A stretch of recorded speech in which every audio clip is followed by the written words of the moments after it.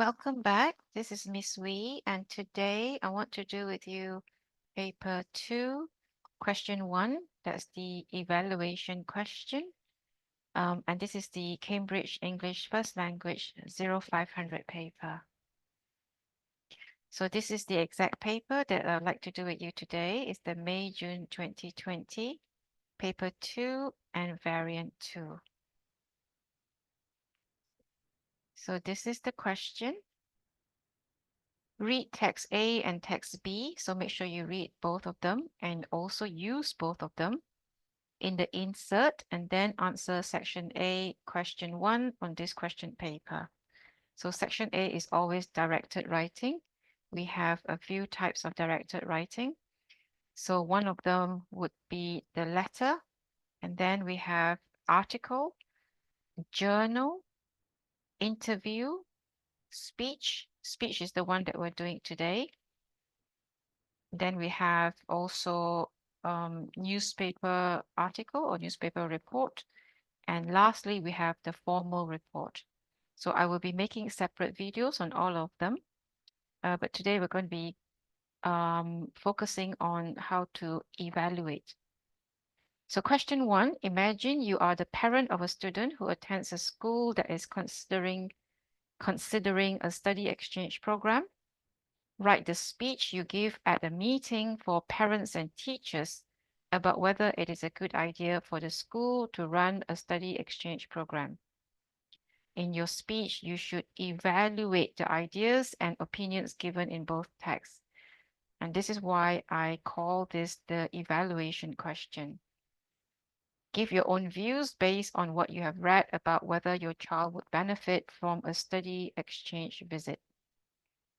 So here is where you answer the question, whether it's a good idea for the school to run a study exchange program and whether your child would benefit. Base your speech on what you have read in both texts, both of them, but be careful to use your own words, don't lift. Address both of the bullet points, so evaluate and also give your own views. Write about 250 to 350 words. I don't think 250 words is enough. I think you would need probably 350 or possibly even a little bit more. And as I said before, Cambridge is not very strict about the word limit, except for the summary question, which I will do on in a separate video. Up to 15 marks are available for the content of your answer and up to 25 for the quality of your writing. So let's move on. So again, I've broken down the process into a few steps. So step 1 is to read the question and then to highlight or underline the keywords, which I will be doing next. Now pay attention to the genre in the instructions. So the genre in this particular question is a speech. Okay, so here I have highlighted the important keywords. So imagine you are the parent of a student. Now this is important because if you don't pay attention to this, you may write as a student or as a teacher or somebody else, and your writing will be inaccurate. And who attends a school that is considering a study exchange program, considering. So they haven't implemented it yet. They are still considering. Write the speech. This is the genre. You give at a meeting for parents and teachers. Make sure you get this because the audience is very important. So the purpose and the audience, those are very important things. Okay, so do not give a speech to students, for example, okay, about whether it's a good idea for the school to run a study exchange program. So eventually you are going to have to answer this question and you will present it in this part when you are giving your views. Okay, evaluate the ideas and opinions given in both texts. So evaluate means to say if you agree or disagree and give reasons why. Evaluate also means to say if something is good or bad and give reasons why. Okay, so then after you evaluate, you have to say, whether it's a good idea to have a study exchange program and whether your child would benefit. Okay, right, we will move on to the next slide. Okay, so this is coming back to the steps again. So we have done step 1. Now, step 2 is to read the text, both of them, and choose 2 points from each text to evaluate. Now, often, but not always, the 2 texts have different points of view. Now, for balance, it is preferable to have 2 points in favor of the topic and 2 points against the topic, so that you can show your evaluative skills from both sides, whether you agree or disagree. Okay, so we're going to go on to the next step. This is text A. I will give you a couple of minutes to read, and then I will move on to text B. Now, while you are reading, I want you to identify 2 points that you would like to evaluate.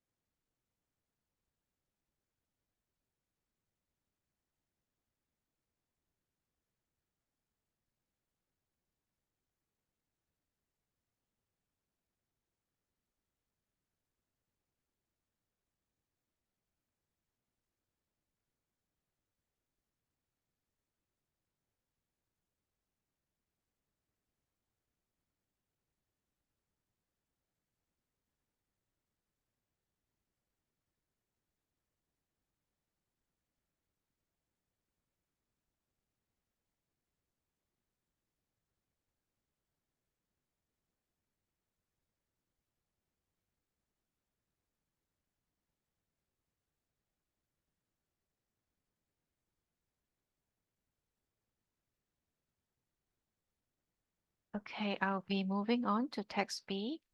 So again, I'll give you a couple of minutes to identify 2 points from here that you'd like to evaluate. And if you need more time, just pause the video.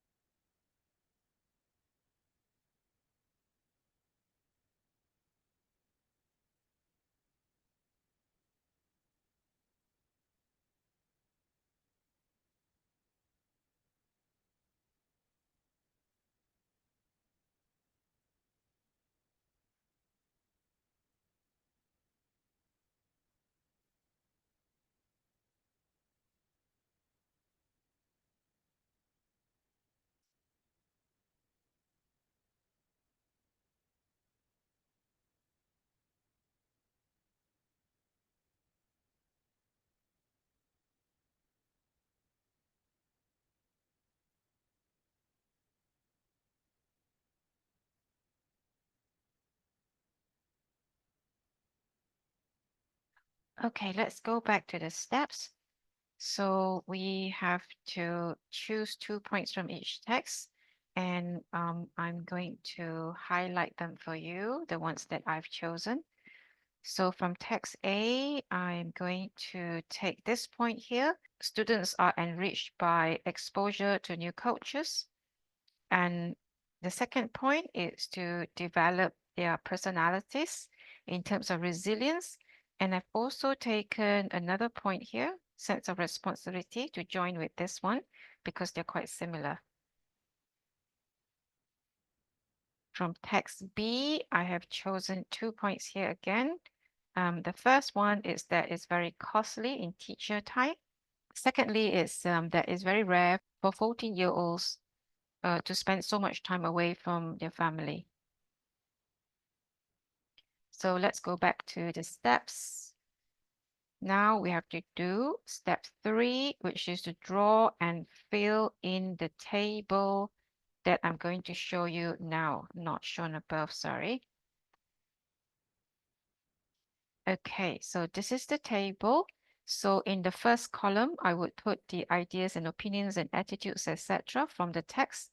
So I would put 2 from text A and 2 from text B. So I have 4 rows. Now in the second column, I would evaluate. So do you agree or disagree?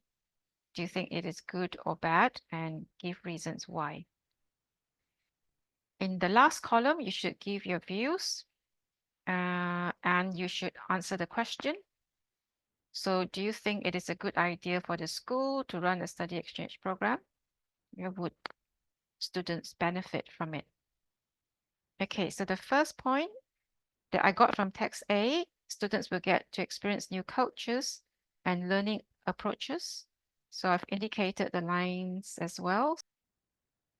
So evaluation in this era of rapid globalization, understanding and immersion in other cultures is crucial, not only for future world peace, but also for one's career advancement. I am agreeing that this is important, and I've given further reasons why. And then my views, this exchange program will give the students in our school a head start in life. So I'm saying, yes, it is a good idea. So let's move on to the next point from text A. So from text A, students will learn to be more independent, responsible, and resilient. Okay, so this is from lines 10 and 20. Evaluation, children nowadays are becoming increasingly coddled and lack the grit, courage, and determination necessary for success later in life. Okay, and my views, this is a rare opportunity for our children to develop their personalities. So therefore, we should have the program.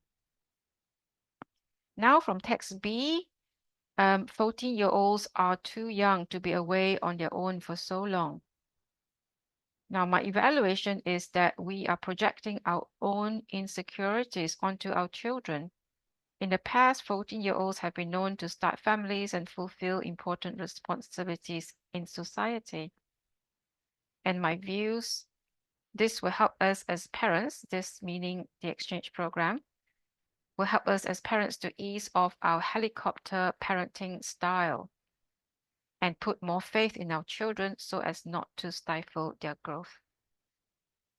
I hope you've heard of helicopter parenting style before, where parents are always hovering over their children, controlling everything they do. Let's move on to the next one.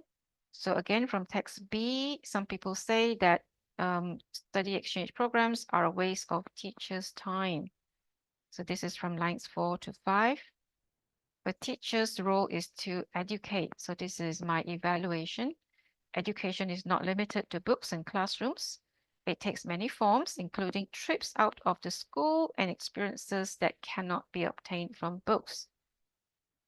So then I give my view. We parents can provide support and volunteer to fulfill some of the more time-consuming tasks in order to lighten the burden on teachers. Okay, now let's go back to the steps. So we have done steps 1, 2, and 3. We're going to do step 4 now, which is to write out the paragraphs. So write the 6 paragraphs. So we have 1 paragraph for introduction. We have the 4 evaluative paragraphs. Then 1 paragraph for conclusion. And we should write them in the specified genre. So in this case, we have to write it in the form of a speech. So let's go on to the next slide. So for introduction for a speech, there are many ways to write the introduction of a speech, but this is the way that I like to write. So I like to start with a hook, followed by a greeting. And then I think that you should also state the purpose of your speech. Okay, so paragraph 1, I basically put in everything from the first row. So I put everything from this row into the first paragraph, and everything, first body paragraph, everything from here into the second body paragraph, and this into the third body paragraph and fourth body paragraph. So I put them, once I put them together, they will sound something like this.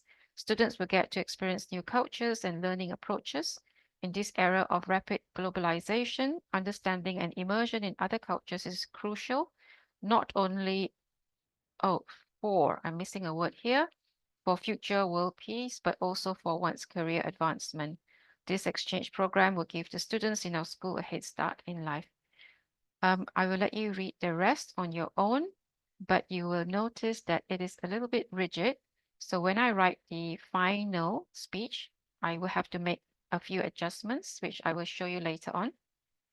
So concluding paragraph, you can say, I hope, whatever, and then thank you. So we're going to move on to the speech that I wrote based on this.